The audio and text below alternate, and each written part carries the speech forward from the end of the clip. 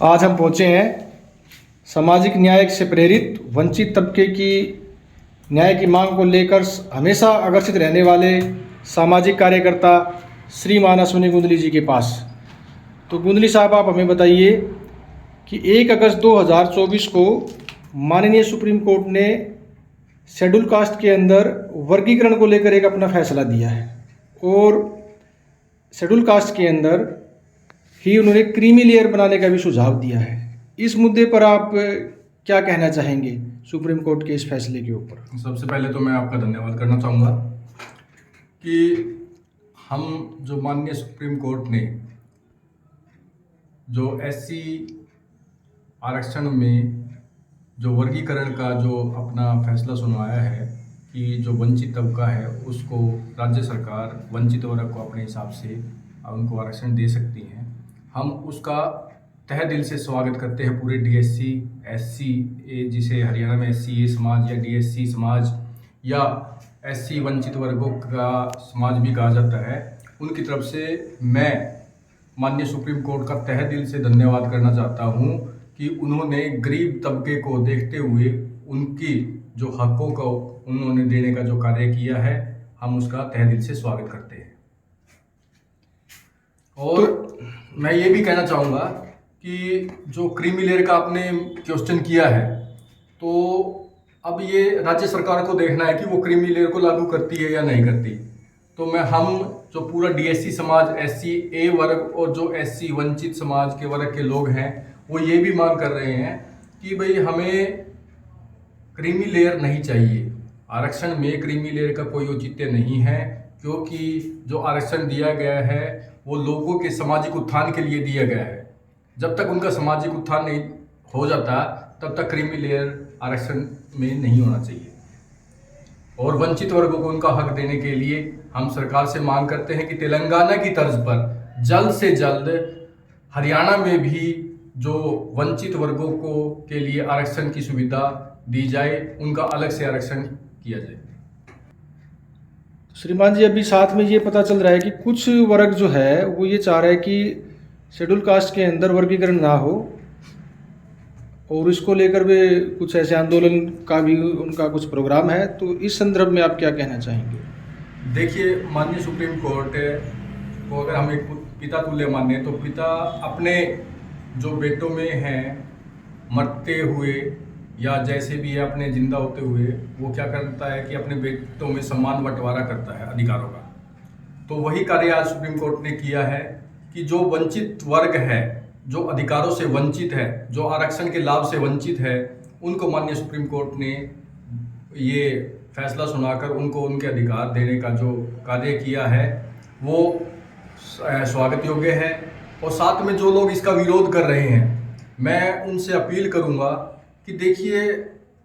आप हमारे बड़े भाई हैं और आपको जो छोटे भाई हैं, जो सुप्रीम कोर्ट ने जो संविधान को मद्देनजर रखते हुए जो फैसला दिया है, आपको भी संविधान का पूर्ण रूप से मान सम्मान करते हुए अपने छोटे भाइयों का सहयोग करना चाहिए। अब जब बात रही क्रीमी लेयर की, अगर वो क्रीमी लेयर का विरोध करते हैं आरक्षण में, तो हमारा पूरा डीएससी एससी ए वर्ग या जो वंचित वर्ग है वो पूरा उनका पुरजोर समर्थन करता है इस बात के लिए, और भविष्य में भी पुरजोर समर्थन करेगा अपने दूसरे जो भाई हैं उनके। जो अगर कोई कॉमन एजेंडा होगा जहाँ पे एससी के हकों की बात लड़ाई की या दलित समाज के लड़ाई की बात आएगी, तो पूरा का पूरा एससी समुदाय उनके साथ खड़ा होगा। लेकिन अगर आज हमारा विरोध करते हैं तो हम कभी भी उनके साथ नहीं खड़े होंगे। ये बात वो अपने ज़हन में उतार लें। अगर वो लोग हमारा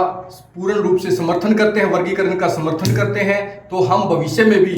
एससी वर्ग पे कोई भी अत्याचार होता है, कोई भी उनके हकों की लड़ाई के लिए कोई भी सरकार, कोई भी अगर सरकार आती है और अगर उनके वर्गीकरण को या उनके आरक्षण पे कोई उंगली उठाती है तो हम उनका पूर्ण रूप से समर्थन करेंगे। आज वो हमारा वर्गीकरण में हमारा साथ दें। जो वंचित तबका है, अगर उनका लाभ वो ले रहे हैं, उनका लाभ दिलाने उनका समर्थन करें। तो गुंदली साहब, हम पूछना चाहेंगे, इस वर्गीकरण से एससी ए और बी जिसको आप कह रहे हो और एससी ए वर्ग को डीएससी भी कह रहे हो, वंचित समाज भी कह रहे हो,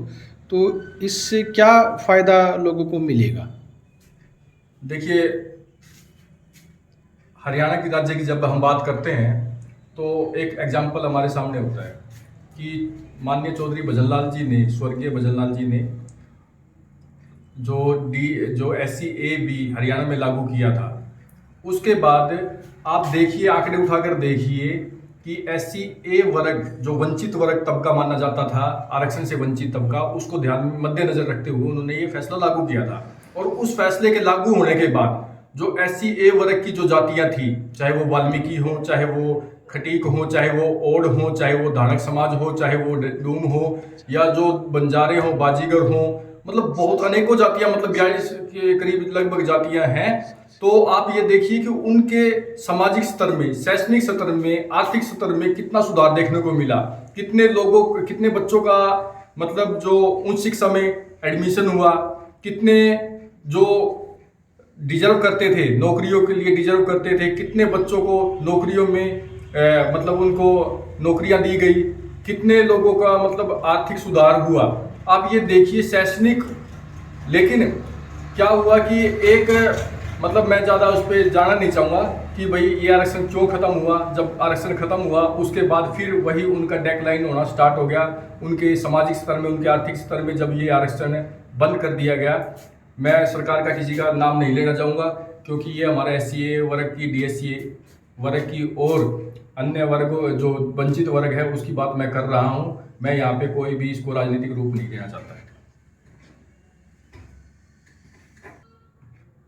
तो भविष्य के अंदर DSC, SCA और वंचित समाज को लेकर आपकी क्या रणनीति रहेगी, इस बारे में प्रकाश डालिए। देखिए, जहाँ तक हम हरियाणा की बात करते हैं DSC समाज की, तो शैक्षणिक जो वर्तमान सरकार है उसने शैक्षणिक में तो DSC समाज के लिए आरक्षण का प्रावधान कर दिया है। लेकिन जब तक नौकरियों में ये प्रावधान नहीं होता